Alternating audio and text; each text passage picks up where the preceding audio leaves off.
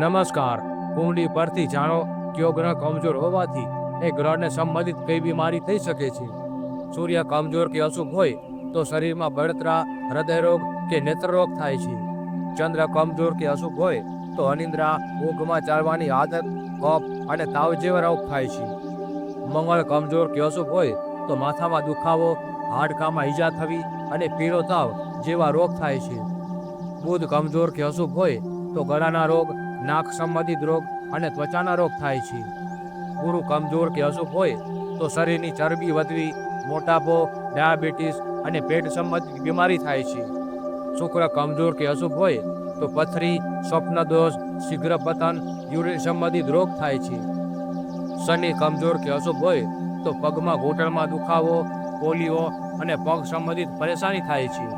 રાહુ કમજોર કે અશુભ હોય તો કુષ્ઠરોગ, માનસિક બીમારી, માનસિક તણાવ અને મનમાં ભટકાવ થાય છે.